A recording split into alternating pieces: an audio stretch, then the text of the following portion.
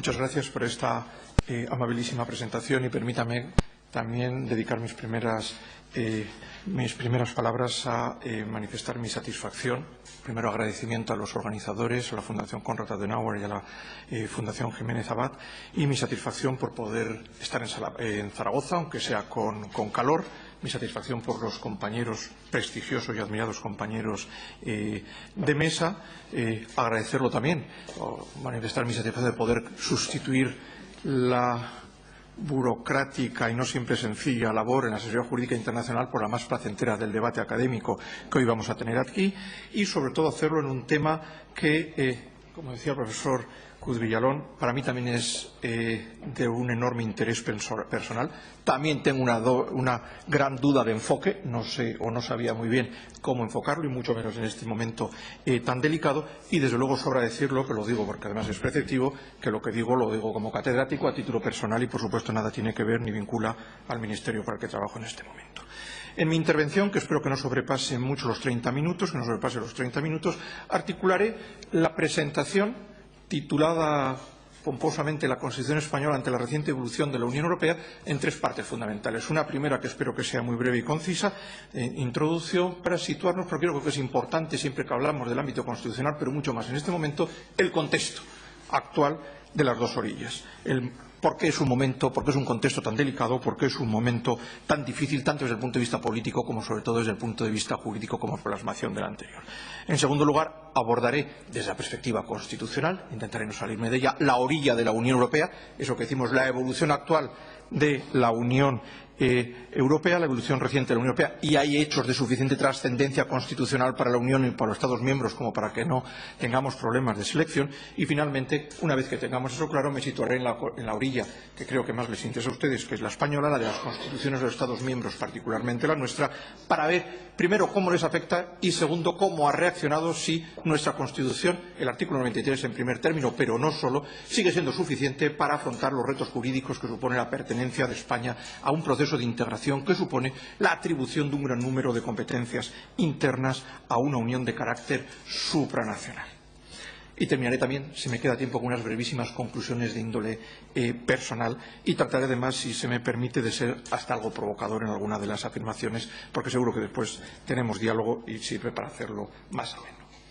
Introducción, contexto actual. Pues el contexto actual, lo decía también el profesor Cruz Villalón, pero yo creo que es casi un tópico. Estamos en un momento muy delicado, y tanto desde el punto de vista político como desde el punto de vista jurídico. ¿Por qué es un momento muy delicado en lo político? Bien, tenemos un prestigioso colega, yo creo que exagera, que hablaba que estamos viviendo el momento de las 7 plagas de la Unión Europea, que todo lo que puede salir mal, sale mal. Populismo, la guerra en Siria, Irak, la inmigración, la crisis económica, el Brexit, el alejamiento de los ciudadanos y desafección, etc. Bueno, no sé si son las 7 plagas, pero desde luego la Unión Europea siempre ha estado familiarizada con las crisis, pero en este momento tenemos una crisis bastante más profunda de identidad, si se puede decir, del proceso de integración europeo de manera clara. La mera cita de algunos de esos problemas nos tienen que hacer conscientes que afectan al núcleo neurálgico del proceso de integración, y la verdad podría hasta ponerlo en riesgo. Y además, desde el punto de vista político, eso es una percepción personal, a mí me da la sensación, y me parece que no solamente a mí, que los polos de poder no han estado nunca, pero desde el punto de vista politológico, pero ahora probablemente menos, terminan no estando donde realmente los tratados constitutivos dicen que están. Y basta mirar los focos de quién toma las decisiones finales en los temas fundamentales para percatarnos de ellos. ¿Qué quiero decir? Que la eterna dialéctica cooperación, integración, supranacionalidad, intergubernamentalidad ha derivado claramente o se ha desequilibrado probablemente claramente en favor de la cooperación intergubernamental en detrimento de la anterior. Y aún está bastante compartimentalizada. Supongo que todos me entienden. Todos los Estados somos iguales, pero quizás unos más iguales que otros a la hora de la adopción de estas soluciones. Y del punto de vista interno, pues la verdad es que en la perspectiva política tampoco nos faltan preocupaciones. No me resisto a citar el reto de Cataluña como un jaque al Estado después de la declaración del 9 de noviembre de 2015, la sentencia posterior del Tribunal Constitucional y la aprobación en el mes pasado de la misma resolución con el mismo contenido y con la misma aspiración de independencia, que tiene trascendencia y no solo interna. El desencanto político yo creo que también es un elemento a tener en cuenta. Está puesta en este momento juicio del pacto constitucional incluso o de los valores de la transición, y no se puede tampoco pasar por alto en un análisis jurídico, aunque no vuelva sobre ello, los efectos demoledores de la crisis económica, no solo como crisis, sino como efectos de desigualdad interna, efectos que tiene en el estado de bienestar y, en cierto sentido, un cierto riesgo de ruptura de ese pacto social cristiano-demócrata, socialdemócrata, que es sobre el que, en el fondo del estado de bienestar, se sustenta el modelo renano, el proceso de integración europea. En el proceso de globalización inevitable es evidente que ha habido ganadores y perdedores. Ha habido ganadores y perdedores entre los Estados y también entre los ciudadanos. Y dentro de los ciudadanos quizás sea un elemento que explique los populismos, bien sean de un signo o de otro, porque los perdedores, pues al final, lógicamente, tienen un cierto desafecto y se agarran en ocasiones pues, a este tipo de aspectos políticos. Contexto jurídico actual derivado del anterior. Bueno, pues desde el punto de vista jurídico, en parte ya se ha dicho, desde la orilla de la Unión Europea, yo creo que el momento es apasionante. Sin duda ninguna, en el espacio europeo hemos constituido un espacio europeo, un espacio constitucional europeo en el plurinacional y plurinivel, en el cual se superponen tres ámbitos sobre el mismo espacio jurídico con aspiración de la última palabra, decía el profesor Cruz Villalón, o con una aspiración constitucional. Por una parte, el de la Unión Europea, cuyos tratados constitutivos son, no porque lo digamos nosotros que lo decimos, sino porque lo ha dicho la propia Corte, el propio Tribunal de Justicia, la Carta Constitucional de la Comunidad de Derecho, que es la Unión Europea. Pero también están las tradicionales constituciones que siguen manteniendo un papel esencial, porque efectivamente los Estados son die Herren der Verträge, son los dueños y señores de los tratados, y lo encontramos en multitud varios, en casi una decena de disposiciones de los tratados constitutivos, y sobre todo las más importantes, en el artículo 1 que dice lo que es la Unión Europea, 48 y 49 que dice quiénes reforman, dueños, quienes reforman los contenidos de esos tratados. Por tanto, los tratados constitutivos de la Unión Europea, las constituciones de los Estados miembros, y no podemos olvidar tampoco, y también se decía, el Convenio Europeo de Derechos Humanos, con aspiración de última palabra en su Tribunal Europeo de Derechos Humanos, y desde luego con aspiración constitucional, por lo que afecta en ese espacio europeo a la dimensión superior de los derechos fundamentales. De ahí que sea inevitable hablar del diálogo judicial, no sé si con las espadas en alto, pero desde luego en un momento delicado donde yo creo que se anuncia tormenta en las relaciones del Tribunal de Justicia de la Unión Europea. Con el Tribunal Europeo, sin duda ninguna, se anuncia tormenta grave y merecida, probablemente, en términos jurídicos, después del dictamen 2/2013. Podremos volver sobre ello. Pero en las relaciones entre el Tribunal de Justicia y los tribunales constitucionales, una apreciación personal, también se aprecia ya en algunos, ya no solamente en uno o dos, ciertas posibles tensiones.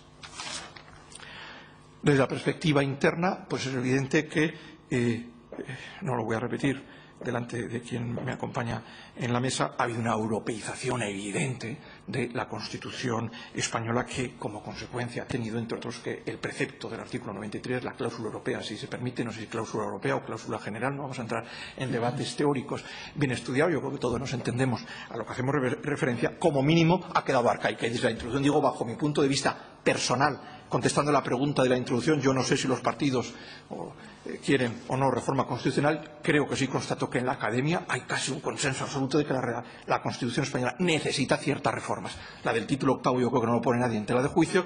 Otras dos o tres, no cito la del Senado, porque todos dicen que tiene que ser reformado, pero después hay tantas propuestas como personas hablan. Pero creo que coincidimos también que se necesita una regulación nueva del artículo 93. Y después trataré de volver sobre ello. Incluso me permitiré, en esa exigencia de reforma, hacer alguna afirmación personal. Por cierto, no me resisto tampoco, si hablamos después del diálogo judicial, a detectar una cierta vis expansiva de ese último elemento, el más débil constitucionalmente, el Convenio Europeo de Derechos Humanos, con una jurisprudencia cada vez más expansiva, reclamando un puesto propio en ese espacio judicial europeo multinivel, donde hay un triángulo constitucional, Tribunal Constitucional de los Estados miembros, Tribunal de Justicia, Tribunal Europeo. Evolución reciente de la Unión Europea, como segundo de los elementos que iba a tratar. En los dos polos, cuál va a ser la posición de la Constitución española frente a esta evolución reciente de la Unión Europea. ¿Qué cuestiones importantes hay en el espacio europeo que tenga repercusiones constitucionales para sus Estados miembros? Bueno, en primer lugar, voy a escoger además 4 retos fundamentales que tienen consecuencias fundamentales en todas las constituciones de los Estados miembros y la nuestra en primer lugar. Antes de diré que me da la sensación que el proceso de integración, estamos en la orilla de la Unión Europea, se encuentra en un punto de inflexión que comenzó con el fracaso de la Convención de la Constitución, o mejor dicho, del proceso de ratificación del Tratado Constitucional y entrada en vigor del Tratado de Lisboa, trancas y barrancas como, digamos, tabla de salvamento, sin ilusión ninguna, sin aspiración constitucional real, como sí que había sido el inicio de la Convención. La ampliación de la Unión Europea hacia el este ha tenido consecuencias, unas positivas, otras negativas, pero desde luego evidentes en el cambio de filosofía del proceso de integración. Citaremos, si es necesario, algunos estados y alguna jurisprudencia de sus tribunales, pero desde luego ha terminado la identificación del proceso de integración como un sueño europeo. Como mucho podemos tener una visión pragmática del mismo, pero hoy hay un artículo interesante, por cierto, de una colega nuestra que trata esta cuestión, donde efectivamente qué hacer en el futuro si no tenemos ese ideal, ese sueño de integración. Se puede decir, creo, en términos jurídicos, que se ha tocado techo, casi se ha tocado techo en el proceso de atribución de competencias. Es muy difícil idear nuevas reformas constitucionales, salvo un aspecto muy concreto unido a la Unión Económica y Monetaria al que haré referencia, para que esa bicicleta no se pare, a la que hacía referencia Jean Monnet. Y, sin duda ninguna, creo que también la crisis económica ha sido la puntilla para manifestar las deficiencias jurídicas fundamentales de los tratados constitutivos. Me referiré a ello, pero también para que tenga consecuencias en ese proceso de identificación de los ciudadanos con el proceso de integración. Retos de la Unión Europea que tienen consecuencias constitucionales y que reclaman una respuesta jurídica y que plantean graves interrogantes de índole constitucional, al menos desde mi punto de vista. He dicho que voy a citar 4. La crisis económica, la crisis de la inmigración, la crisis de valores de la Unión Europea y no me puedo resistir, aunque alguno piense que está metido con calzador, me parece que es el principal reto que tiene la Unión Europea con posibilidad de impacto constitucional, el Brexit y el resultado que pueda salir el 23 de junio próximo, pero sobre todo las consecuencias que tanto el sí como el no va a tener jurídicamente para la Unión en su dimensión constitucional, pero también para los Estados miembros. La crisis económica, que parece que nada tiene que ver con el proceso de integración. Hombre, pues sí que tiene que ver. La crisis económica, aparte de todas las consecuencias que ha tenido dramáticas para la población, ha puesto en manifiesto la principal disfunción jurídico-constitucional que tenían los tratados constitutivos desde Maastricht. Y es que se había ideado una unión monetaria con competencia exclusiva por parte de la Unión para los 19 estados que formamos parte de la misma, pero no se había dotado, por motivos que nos vienen a cuento, de los necesarios instrumentos jurídicos en la dimensión fiscal y en la dimensión económica e incluso en la dimensión de la unión bancaria. Y eso se puso de manifiesto en la crisis con consecuencias negativas en la práctica, pero con distorsiones jurídicas importantísimas. Dejo, por supuesto, aparte la divergencia de intereses entre Estados acreedores y Estados deudores, entre Estados con una concepción concreta y otras, porque creo que no es de dimensión jurídica, aunque sí que tenga también repercusiones. ¿Cuál fue el impacto que tuvo? Bueno, pues que en el ámbito de la Unión Europea se tuvo que aprobar con grandes deficiencias técnicas y con grandes dudas constitucionales el Tratado de Estabilidad, Coordinación y Gobernanza de 2 de marzo de 2012, en vigor desde el 27 de julio de 2012, por cierto, con una entrada en vigor vertiginosa en relación a las ratificaciones de otros tratados semejantes. ¿Cuál es el problema o cuáles son las cuestiones de Tratado de Estabilidad, Coordinación y Gobernanza? Bueno, en primer lugar, lo que contiene pues está en vigor, claro. No son cuestiones secundarias. Tiene un pacto presupuestario, tiene una disciplina presupuestaria, una exigencia de equilibrio presupuestario, cuyas consecuencias son evidentes para todos nosotros. Tiene una coordinación reforzada de las políticas económicas y una gobernanza de la zona euro. ¿Pero cuál es el problema en términos jurídicos? Pues en términos jurídicos que eso tendría que estar en los tratados constitutivos, en la Constitución de la Unión Europea, con los procedimientos establecidos al efecto. Y no está en los tratados constitutivos. Ni siquiera se utiliza el mecanismo de la cooperación reforzada, expresamente previsto al respecto y, por cierto, citado en su artículo 10, que es muy curioso, para uno de los 3 pilares a los que he hecho mención. No se siguió, por tanto, el procedimiento del artículo 48. Es un tratado extramuros, pero en una materia relacionada con los tratados constitutivos, con participación de las instituciones de la Comisión, como bien sabemos todos los presentes, con los efectos que tiene en la soberanía de los Estados en la elaboración de los presupuestos con el semestre europeo, pero también del Tribunal de Justicia de la Unión Europea, con un artículo 8 que yo creo que plantea algunas dudas de cierta relevancia provisional y con vocación de reconducirse a los tratados constitutivos. ¿Qué concatenación tiene con el procedimiento interno? Lo digo en un solo minuto, pero todos sabemos las consecuencias económicas que tiene para los Estados miembros. Como saben, antes de la entrada en vigor del tratado, que como digo lo hizo el 27 de julio de 2012, España modificó el artículo 135 de la Constitución para asumir al máximo rango constitucional, y volveré sobre ello, el contenido de este tratado. El tratado estableció, después de bastantes tensiones entre los Estados miembros, que las obligaciones recogidas en los mismos deberían incorporarse al derecho de los Estados miembros, dice preferentemente, no dice obligatoriamente, preferentemente normas de rango constitucional. Nosotros ya lo habíamos hecho en la propia Constitución, venía quizás a dar la razón a aquellos que decían que bastaba con una simple ley orgánica y una reforma quizás menos precipitada. Es un tratado que suena a muy técnico, es un tratado que suena a muy aburrido, pero que plantea interrogantes jurídicos de primer orden.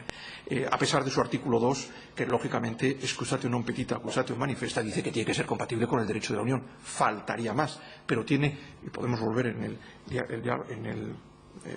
el coloquio, si quieren, sobre él, interrogantes que creo que son importantes, sobre todo por la forma de actuar y por la forma de reformar los tratados constitutivos, la Constitución de la Unión Europea por la puerta trasera, si ustedes quieren.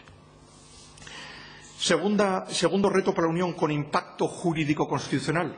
Simplemente lo voy a enunciar. Puede parecer que exagero, pero la cuestión de los refugiados unidos a la Convención de Ginebra y obligaciones internacionales y valores superiores de la Unión Europea y de todos los Estados de la Convención Internacional y, desde luego, de nuestra Constitución, yo creo que la cuestión de la inmigración no es una cuestión menor. Es una hemorragia que estamos afrontando con tiritas, pero donde no hay una receta milagrosa, pero que tiene riesgo de afectar a principios básicos y fundamentales del proceso de integración. Repito, donde la solución, desde luego, no es sencilla. Y, por cierto, cuyo debate se convierte en centro de buena parte de la discusión política de los Estados miembros. En tercer lugar, decía, retos de la Unión o problemas hechos con repercusión constitucional importante. No me resisto tampoco, y lo decía el profesor Cruz Villalón, a referirse al capital artículo 2 del Tratado de la Unión Europea, que son los valores jurídicos, los valores superiores de la Unión, con el nombre que cada uno le quiera dar, con el Estado de Derecho y el cumplimiento del derecho y del derecho internacional a la cabeza. Bueno, pues aquí estamos experimentando mutaciones que yo creo que son muy preocupantes, sin querer ofender a nadie, pero por ejemplo lo que está ocurriendo en Polonia en estos momentos no es mi opinión. La Comisión de Venecia el 11 de marzo ha dictado en materia de incumplimiento de las obligaciones democráticas a través del Estado de Derecho un informe que es demoledor. Yo en mi vida profesional he leído un informe más duro, incluso en su lenguaje, en la afirmación respecto a su reforma del Tribunal Constitucional. En el Reino Unido se están dando unas discusiones de nuevo sobre la recuperación de la supremacía constitucional respecto a sentencias provenientes de tribunales internacionales, en concreto el Tribunal Europeo de Derechos Humanos, que en el fondo me recuerda mucho a la reforma que ha hecho Rusia, y todos hemos criticado, de la Constitución, estableciendo la supremacía constitucional rusa, incluso para poder denegar la ejecución de sentencias del Tribunal Europeo de Derechos Humanos que se consideren contrarias a la misma y que, desde luego, va en contra de la esencia de la pertenencia al convenio. Otro reto de la Unión Europea, otro hecho que les decía que creo que en estos momentos es capital, pues es el segundo órdago que Cameron ha hecho en materia de referéndum. Lo hizo con el de Escocia, con las consecuencias que tuvo en algunos Estados miembros por efecto dominó, pero la segunda vez que juega con fuego es en el referéndum del Brexit, y da igual que salga que sí o que salga que no, porque los retos jurídicos, en broma, bueno, nos están grabando, no se pueden ni decir siquiera bromas, pero luego es de tal calado los problemas jurídicos que plantea que es un paraíso para los juristas, porque es terra incógnita donde da igual que salga que sí o que salga que no, tenemos aquí problemas jurídicos de estudio para mucho tiempo. Si saliera que sí el Brexit, es decir, abandonar la Unión Europea, se pondría en marcha ese mecanismo nuevo del artículo 50 que se introdujo en el Tratado de Lisboa y que no tiene precedentes, cuyo calificativo es el de incertidumbre, porque la verdad es que plantea tal cantidad de dudas jurídicas, hablo nada más, que las políticas las omito, que es digno de ser puesto de manifiesto. No hay clarificación de su plasmación práctica. Recuerden que es una decisión unilateral del Estado, es un derecho del Estado el de retirarse, pero después hay que negociar un tratado internacional. Lean con atención el artículo 50. No es como el 48, no es como el 49. No es un tratado entre el Reino Unido y los otros 27 Estados miembros de la Unión Europea. Es un tratado entre el Reino Unido y la Unión Europea. Y leanlo con atención, porque cuando se redactó originariamente decía que remitía al artículo 218.3, que no sé si muchos han ido a leerlo, el Tratado de Funcionamiento de la Unión Europea. Eso quiere decir que es un tratado de los que se negocian por mayoría cualificada en el Consejo y donde el Parlamento Europeo tiene unos poderes más que notables y establece además un periodo máximo de negociación de 2 años. Bueno, estamos hablando de un acta de desconexión. Por simplemente limitarme al aspecto de derecho internacional, fíjense las los centenares de tratados internacionales que ha firmado la Unión Europea, muchos de ellos acuerdos mixtos, pero otros muchos acuerdos solo de Unión Europea, toda la política comercial, en materia de mercancías desde hace decenios, en materia de servicios, propiedad intelectual e inversiones desde hace mucho menos, donde el Reino Unido se desvincula del tratado, pero entra en un ámbito de renegociación futura del resto de tratados, que eso desde luego no se hace en 2 años, pero a mi juicio personal, subjetivo y probablemente equivocado, tampoco en 8 o 10. Luego, por tanto, desde ese punto de vista, creo, aparte de otros, efecto precedente, efecto dominó, posibilidad de uso, por otro, posibilidad de geometría variable, posibilidad de regímenes diferentes, imaginemos salida a diferentes estados, modelo que se pueda adoptar. Si se va, ¿qué va a ser? ¿Un Estado tercero a todos los efectos o un Estado como si tuviera un acuerdo de asociación o modelo Noruega o modelo Suiza bilateral? Es decir, regulamos bilateralmente lo que nos conviene, pero sin participar formalmente ni de las instituciones ni, por supuesto, del presupuesto comunitario. Y si la decisión fuera a quedarse, pues la verdad es que tampoco me resisto a decir que la decisión de los jefes de Estado y Gobierno adoptadas el 18 y 19 de febrero pasado, que repito, es una decisión de los jefes de Estado o de Gobierno de los Estados miembros de la Unión Europea, reunidos en el seno del Consejo, no es una decisión del Consejo Europeo, no es un tratado de la Unión Europea, no es una decisión atípica, no es una decisión de las del 288, no es derecho derivado. Bueno, que nadie levante la mano y pregunte qué es.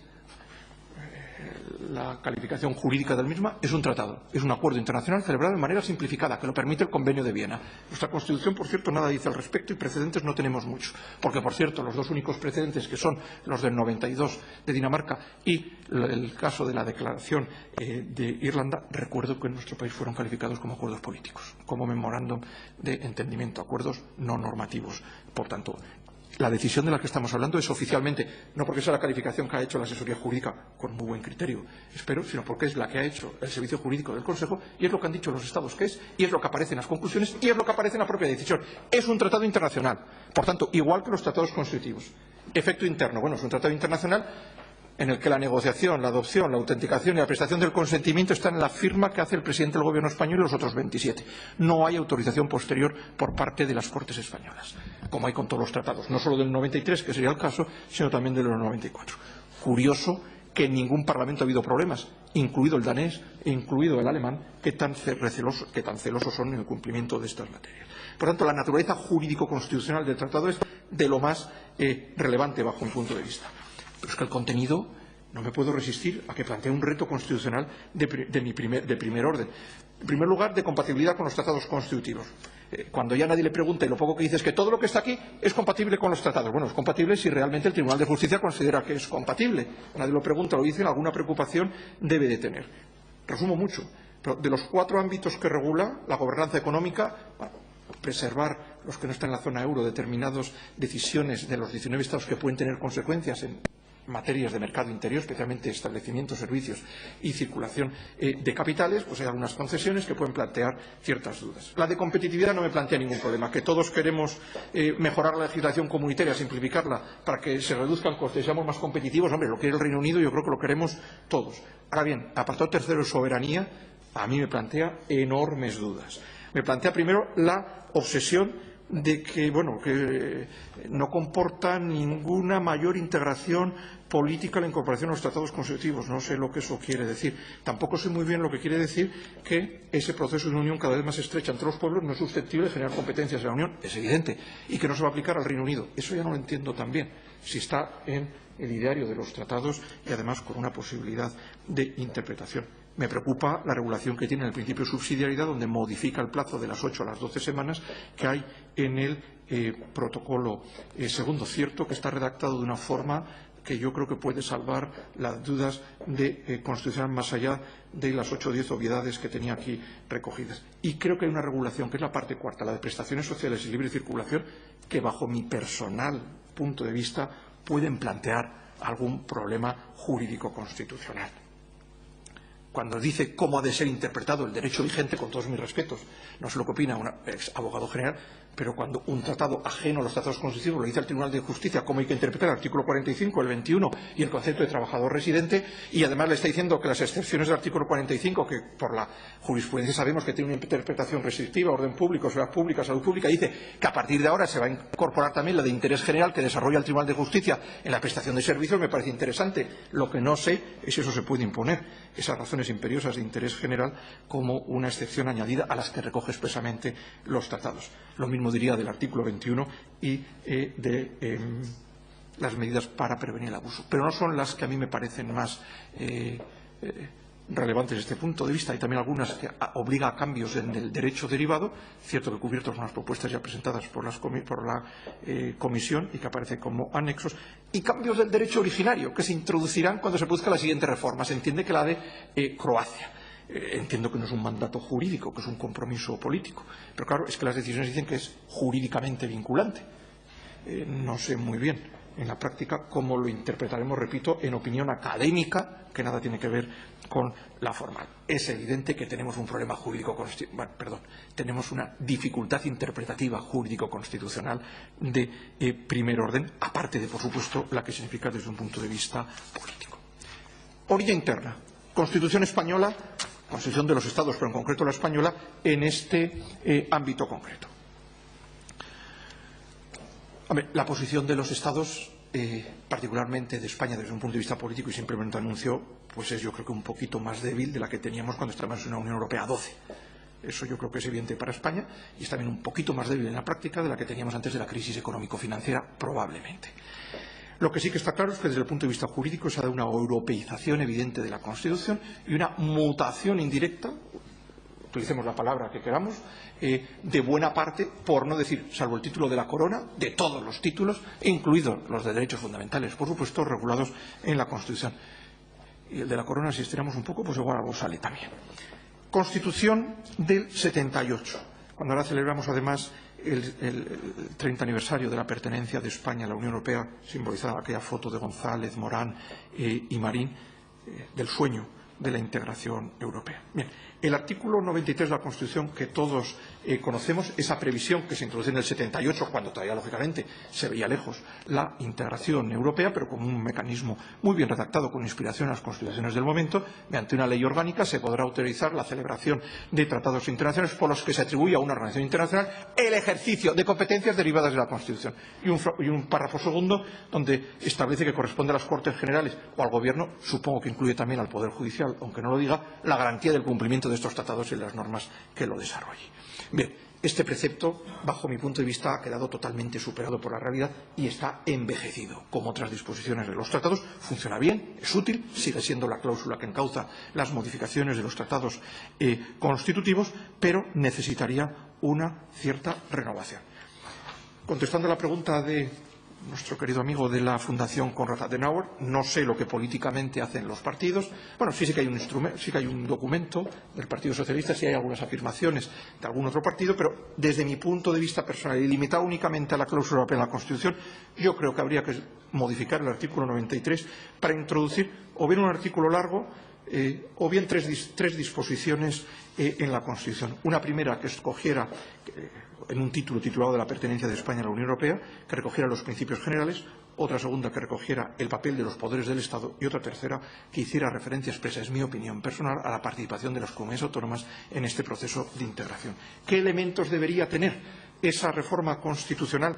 A título personal digo que a mí me parece que debería tener, en primer lugar, esa disposición general tendría que haber una referencia expresa al compromiso de España a favor del proceso de integración europea y, como bien decía el profesor Cruz Villalón, una concatenación de nuestra Constitución en el precepto que sea con el artículo 2, que es la que concatena el proceso de integración con la Constitución europea con la Constitución nacional, donde se recojan los valores y principios superiores del proceso de integración a los que se refiere el artículo 2, que son también los internos. Habría que mantener, lógicamente, el mecanismo de atribución del ejercicio de competencias derivadas de la Constitución, que está en nuestro artículo 93 ahora. A mí me parece adecuado, a pesar de las modificaciones del 48 y 49, a pesar de la revisión simplificada del 48, me parece razonable la exigencia actual de autorización de Cortes por ley orgánica. Sí que hay otras propuestas de doble sistema, de simplificación de los mecanismos, pero a mí me parece que el actual mecanismo es suficientemente adecuado y, además, garantista. Habría que incluir, bajo mi punto de vista, alguna regulación de la participación ex ante y ex post de las Cortes en el control del Ejecutivo sobre los temas europeos, ex ante de manera clara. Sé que funciona muy bien en la práctica, pero por si acaso no estaría de más incluirlo en la Constitución para expresar el parecer en temas de particular relevancia de la Unión Europea y, sobre todo, ex post, para la información sin dilación de los temas de que se trate. Y por lo que corresponde a las comunidades autónomas, dependería desde luego si hay reforma o no del Senado y cómo sería, pero algo habrá que hacer de la cooperación vertical entre las comunidades autónomas y el Estado en temas europeos, es decir, una revisión del sistema CARUE con una atribución al nuevo Senado, dicho muy brevemente, y también una cierta cooperación horizontal en temas europeos entre las comunidades autónomas, probablemente el Senado también como sede, porque creo, y en eso también hay bastante acuerdo, que es una de las deficiencias. Y creo que una preferencia expresa a la Bundestreue, a la cooperación leal de Estado y comunidades autónomas en temas europeos, debe ser en todos los temas, pues yo creo que tampoco estaría de más en esa regulación. Si quieren, pues en el debate podemos hablar también al respecto. Antes de referirme al papel de los tribunales constitucionales, porque no quiero omitirlo, hemos tenido también una reforma importante de nuestra Constitución que ya citaba, que era la del artículo 135 de la misma. No entraré, de una opinión personal, que no viene a cuento sobre la pertinencia o no de la misma. Sí se puede decir que es una reforma precipitada, es una reforma que se hizo en 2 horas y media, una reforma que se hizo por el procedimiento de urgencia en lectura única, para la introducción de un precepto que tiene un contenido de obligaciones horizontales, porque tiene consecuencias no solamente de carácter económico-financiero, en sentido propio. El principio de estabilidad presupuestaria, el apartado primero, no tiene nada de relevante. La no posibilidad de incurrir en un déficit estructural teníamos esa obligación ya por el ámbito de la pertenencia a las obligaciones desde el Tratado de Maastricht, pero esa preferencia y de prioridad absoluta recogida en el párrafo tercero, yo no digo que sea buena o mala, pero que desde luego tiene un calado constitucional evidente. Y de hecho ha habido estados que consideran más adecuado su inclusión en una norma, decíamos, preferente de rango constitucional, en otros se ha hecho en una norma de rango legislativo con posibilidad de ser modificada, flexibilizada o adaptada de manera más sencilla cuando la situación pudiera cambiar, especialmente en esa referencia tan estricta a la estabilidad presupuestaria o superávit con el margen máximo del 0,5%, que entiendo que además puede ser incluso discutible desde el punto de vista, como estamos viendo en las páginas, como estamos viendo en las declaraciones de la Comisión en estos días, sin ir más lejos.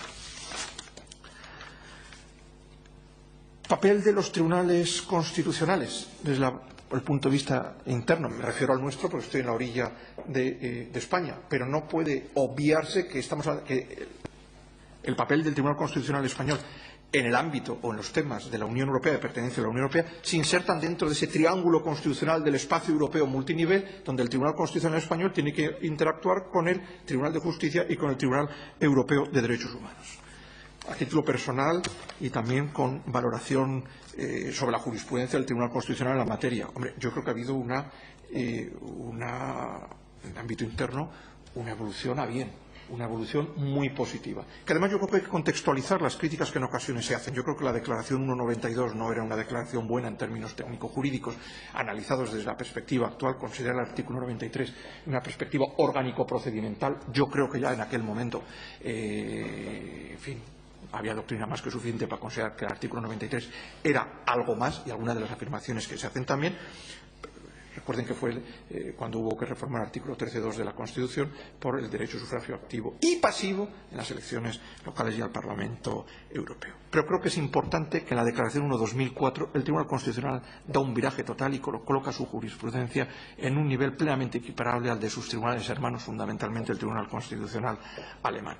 Simplificando mucho la declaración, establece una dimensión material, el artículo 93, era irremediable y además era la que la práctica ya se estaba utilizando en otra jurisprudencia contenciosa y no de declaraciones o dictámenes por parte del Tribunal Constitucional. Hace una distinción entre supremacía de la Constitución y primacía del derecho de la Unión, que teóricamente está bien, en la práctica yo creo que puede plantear alguna disfunción. Ha habido doctrina que lo ha estudiado, pero bueno, es una construcción muy inteligente a la hora de mantener esa aspiración a la última palabra de nuestro Tribunal Constitucional. A mí no me gusta mucho la terminología de la última palabra, porque si en el mismo espacio, sobre el mismo tema, todos tenemos aspiración a la última palabra, tenemos un problema. Lo mejor es que tengamos un claro reparto competencial respecto a quién tiene la última palabra, dependiendo cada materia. Pero en todo caso me parece una construcción inteligente y bien hecha.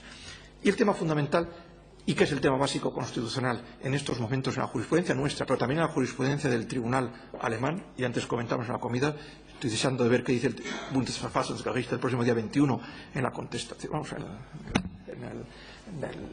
la cuestión prejudicial que planteó, y creo que es loable, al Tribunal de Justicia de la Unión Europea. ¿Cuál es el tema básico? Pues el tema básico en estos momentos yo creo que no es si es material o no el artículo 93, sino cuáles son los límites a la atribución de competencias realizadas por el artículo 93 o por el 23.1 de la Constitución alemana o por el que se trate. La jurisprudencia básica, bueno, no va a ser la del Tribunal Checo, con todos los respetos, que tiene alguna sentencia realmente curiosa, es el tema al que hacía referencia con toda claridad el profesor Cruz Villalón y que se inserta en el plano teórico en el artículo 4 que en la práctica es muy difícil de articular. La identidad constitucional. En Alemania es relativamente sencilla. Die Identität der Verfassung viene dada en la cláusula de la eternidad del artículo 79.3. Luego, por tanto, la inspiración que tiene nuestro Tribunal Constitucional respecto a la jurisprudencia del Tribunal Constitucional alemán es muy interesante, solo que nosotros no tenemos el 79.3. Y ante la pregunta de cualquiera de ustedes cuando levanten la mano, oiga, ¿cómo se plasma esos límites en la atribución de competencias en la identidad de la Constitución española? Yo no lo tengo tan claro. Sí, ya sé que el Tribunal Constitucional ha dicho que se traduce en el respeto a la soberanía del Estado, un poco genérico, me parece, lo de la soberanía del Estado. Las estructuras constitucionales básicas están muy bien formulado, pero sigo sin saber exactamente cuáles son. Y el sistema de valores y principios fundamentales consagrados en la Constitución, en los que los derechos fundamentales adquieren sustantividad propia. Esto sí que lo entiendo. Con el artículo 10, con el artículo 1 nuestro y con el artículo 2 del Tratado de la Unión Europea lo entiendo perfectamente. Lo otro necesitará una jurisprudencia posterior para precisarlo. Ese es el tema. Porque, claro, la pregunta es ¿qué ocurre si la Unión Europea adopta una decisión de derecho derivado, un reglamento, una directiva, una decisión ultra vires, es decir, sobrepasando los límites que los tribunales constitucionales han dicho que existen para que pueda adoptarla? Creemos que el Tribunal de Justicia es el único que tiene monopolio e interpretación del derecho de la Unión como consecuencia de la autonomía del derecho de la Unión y su primacía. Pero si hemos dicho que hay unos límites y se han sobrepasado, el Tribunal Constitucional quiere tener también esa última palabra. Hay un potencial de conflicto. En Alemania ha habido varias experiencias de amagar, aunque no se termine de dar, donde creo que es donde se juega en estos momentos el debate constitucional interno y donde, lógicamente, tiene que ser resuelto mediante el diálogo judicial. Un diálogo judicial a tres bandas en este triángulo europeo, porque ha habido una europeización de la jurisdicción constitucional más que evidente, que yo creo que ha sido también muy favorable. Ha sido muy favorable que el Tribunal Constitucional alemán haya planteado finalmente una cuestión prejudicial. Fue muy favorable que lo hiciera nuestro Tribunal Constitucional en un asunto por todos conocido. No sé si fue el que mejor se podía haber escogido para plantearla. Quizás se podía haber escogido alguno un poco más proclive, pero el caso es que se hizo y además se ha resuelto de una manera bastante razonable por todas las partes. Sin embargo, no me resisto en esa evolución favorable, a pesar, repito, de la difícil concreción en nuestro ordenamiento de los límites que son la identidad de la Constitución. Doctrinalmente sencillo, en la práctica pues veremos sobre todo cómo se determina dónde están y qué consecuencias tendría su trasvase, porque en eso no me parece que sea nada fácil la conclusión, porque efectivamente están las espadas en alto y si concluimos que es de los tribunales constitucionales tenemos un problema, pero si concluimos que es del Tribunal de Justicia tenemos también un problema en los tribunales constitucionales. No sé muy bien cómo se resolvería. Lo mejor es el diálogo y que no haya tal confrontación. Tribunal de Justicia de la Unión Europea. No tengo si se me permite una crítica, repito, a título personal y meramente académica, no me resisto a decir que bajo mi personal punto de vista el Tribunal de Justicia de la Unión Europea en el dictamen 2/2013 no estuvo a la altura. Y además no se aplica así la doctrina que piden los tribunales constitucionales. En el dictamen 2/2013, técnicamente muy complejo, y si quieren después hablamos sobre él, si alguien tiene alguna pregunta más concreta, se le preguntaba en el mandato que hay en el artículo 6.2 que la Unión Europea tiene una obligación jurídica de adherirse al Convenio Europeo de Derechos Humanos. No como cuando el Tribunal Constitucional, el Tribunal de Justicia se pronunció en su momento que no había competencia y dijo que el 302, el 255 entonces no servía. Ahora hay un mandato jurídico que, guste o no, están los tratados constitutivos. Y los estados son die Herren der Verträge, que son los dueños y señores de los tratados. Se materializa, se negocia un paquete, un acuerdo para que la Unión forme parte del Convenio Europeo de Derechos Humanos. Por cierto, con una declaración del presidente del Tribunal de Justicia y del Tribunal Europeo de Derechos Humanos que nadie lo había pedido, pero que se entendía, o así hemos entendido todos, o desde luego los negociadores, me da la sensación que así lo entendieron, que cumpliendo una serie de requisitos se podía permitir y pasar el filtro del dictamen o de las exigencias de la autonomía del ordenamiento de la Unión. Recuerden la figura del codemandado, en fin, los mecanismos que se idearon y que podemos ver si ustedes quieren. Resulta que cuando le preguntan al Tribunal de Justicia de la Unión Europea, pues dice que no es compatible. Pero no dice no es compatible si no se hace esto, no es compatible. Y además hay 10 argumentos concretos, algunos de ellos muy difíciles de superar desde mi punto de vista. En algunos ámbitos sean más que comprensibles, de la política exterior y seguridad común. A mí hay otros que personalmente no lo entiendo. Que el protocolo 16, que no había sido ratificado por nadie, que no había sido firmado por nadie de los Estados miembros, donde su propia doctrina dice que cuando hay un tratado internacional donde puede entrar en competencia con la Unión Europea, los Estados pueden tener una obligación de no ratificación y de no firma si eso viola el derecho, tenía mecanismos para solucionarlo, dice que eso es un problema insalvable. La vista oral fue muy curiosa cuando se plantearon unas preguntas al respecto. Donde, bueno, pues los representantes de la Comisión, del Parlamento Europeo, no sabían muy bien cómo responder a esa cuestión. Resumiendo mucho, me parece un error de bulto. Y no es una opinión personal. Lean el preámbulo del informe anual del Tribunal Europeo de Derechos Humanos publicado en diciembre pasado. Lean dos cosas. Uno, la opinión de su presidente, que es prudente, pero yo creo que deja bien claro cuál es la posición del Tribunal Europeo, y lean la posición del asesor jurídico jefe del Tribunal Europeo de Derechos Humanos, del Consejo de Europa en la materia, donde creo que como mínimo dice que la jurisprudencia Bosphorus igual hay que revisarla.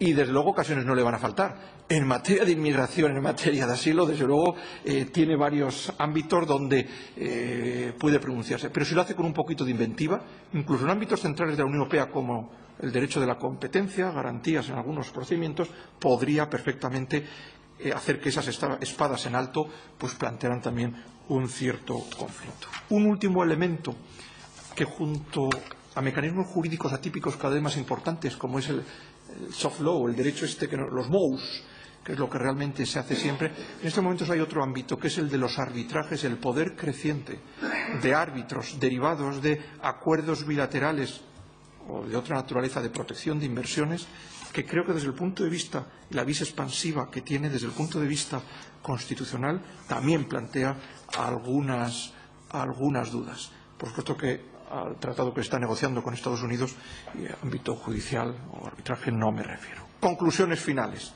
Bueno, pues el rol de las constituciones, yo creo que nosotros hemos tenido una constitución que ha funcionado con su artículo 93 razonablemente bien, ha sido un vehículo jurídico vivo y muy útil para articular la pertenencia a la Unión Europea y para solucionar incluso esos convenios extramuros a los que hemos hecho mención de manera más que razonable, y hemos podido articular una pertenencia de España a la Unión Europea que en términos constitucionales no ha planteado dificultades serias.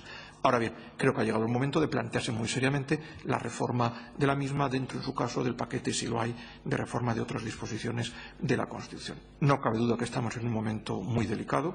Tenemos todos los elementos para que pueda haber una tormenta perfecta desde el punto de vista jurídico y político en esta confluencia de crisis económica, política, jurídica y de valores, que tiene que ser resuelta de manera interesante, de manera razonable e imaginativa, y desde luego donde tenemos que tener presente que esto es una labor de todos, que éxitos pasados no garantizan éxitos futuros y que el proceso de integración, si queremos realmente impulsarlo, es una labor de todos nosotros, en la cual el papel del derecho, el papel de las constituciones, no deja de ser uno de sus elementos básicos y fundamentales. Muchas gracias.